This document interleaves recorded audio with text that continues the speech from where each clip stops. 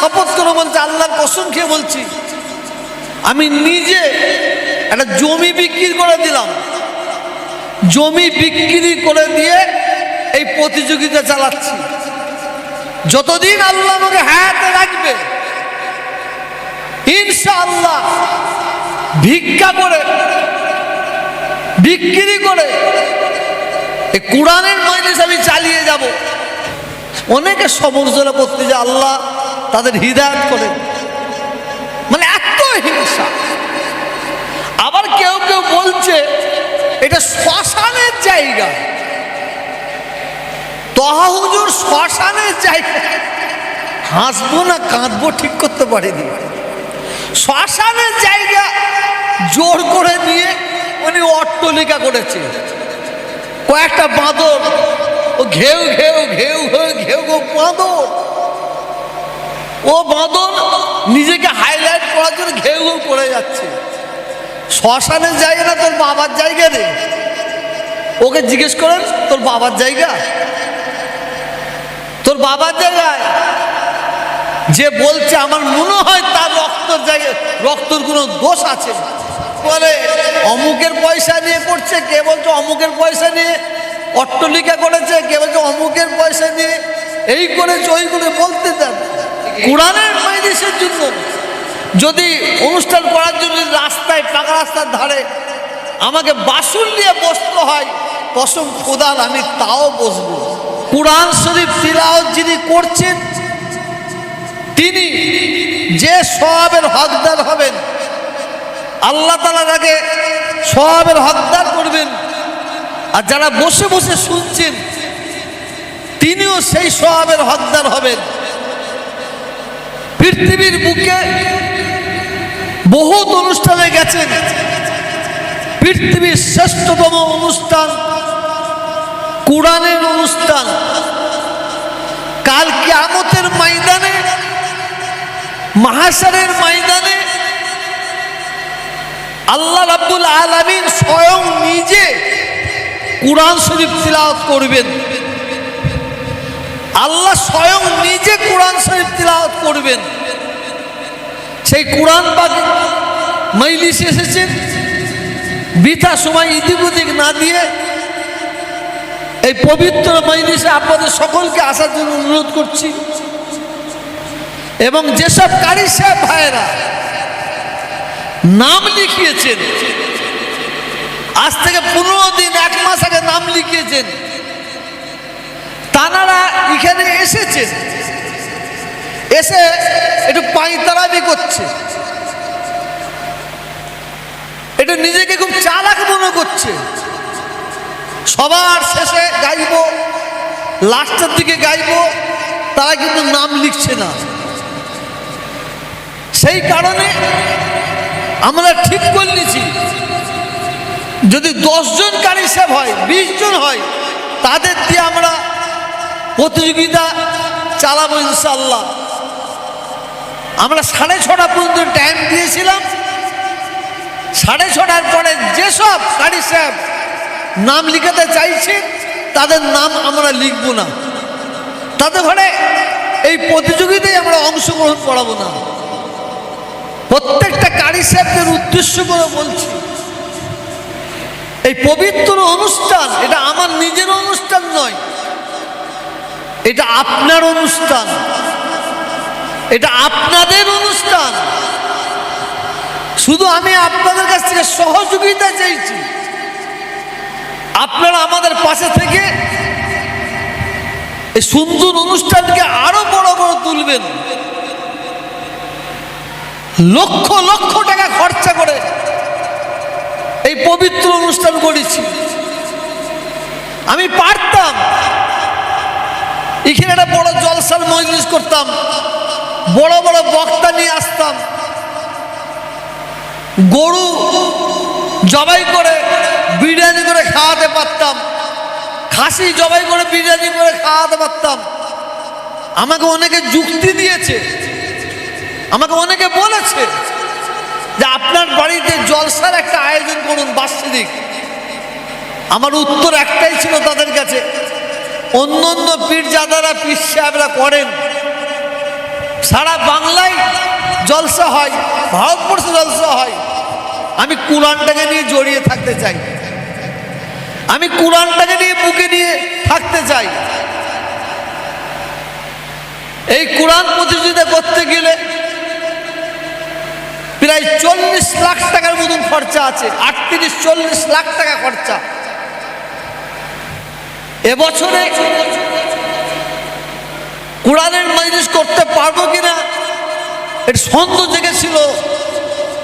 এই কোরআনের মাজলিসে বলছি, আল্লাহকে শপথ করে বলছি, আল্লাহর কসম খেয়ে বলছি, আমি নিজে একটা জমি বিক্রি করে দিলাম, জমি বিক্রি করে দিয়ে এই প্রতিযোগিতা চালাচ্ছি। যতদিন আল্লাহ আমাকে হায়াতে রাখবে ইনশাআল্লাহ ভিক্ষা করে বিক্রি করে এই কোরআনের মাজলিস আমি চালিয়ে যাব।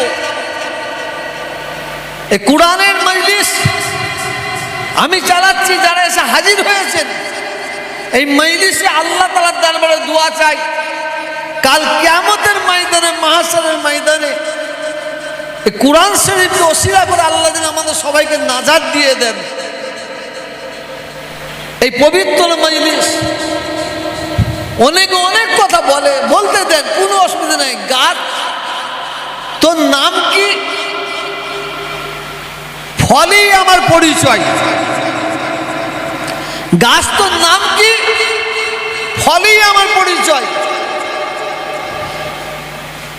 অনেকে অনেকভাবে সমালোচনা করে, কে বলে অমুকের পয়সা নিয়ে করছে, কে বলছে অমুকের পয়সা নিয়ে অট্টালিকা করেছে, কে বলছে অমুকের পয়সা নিয়ে এই করেছে ওই করে। বলতে দেন। দুঃখটা একটাই, যখন আমি বক্তব্য রাখি সোশ্যাল মিডিয়ায় বক্তব্যটা বেরিয়ে যায়, আর যখন কমেন্টগুলো পড়ি, কিছু কিছু পড়ি, যদি 100 কমেন্ট করে বাজে মন্তব্য করে, তার মধ্যে দেখেছি 98-99টা মুসলমানরা করে, হিন্দুরা কেউ করে না, অমুসলিমরা কেউ করে না। যা সমালোচনা করে সব মুসলমান। একটা কথা আছে, দাতা দান করে বখিলের বুক ফাটে। এই কোরআনের মাজলিসের জন্য যদি অনুষ্ঠান করার জন্য রাস্তায়, পাকা রাস্তার ধারে আমাকে বাসুল নিয়ে বসতে হয়, কসম খোদার আমি তাও বসবো। আর যদি আমার ছেলে মেয়েদের জন্য খাবারের জন্য মানে অর্থের টান পড়ে শুকিয়ে মরে যাব, তথাপি কারো কাছে হাত পাতবো না।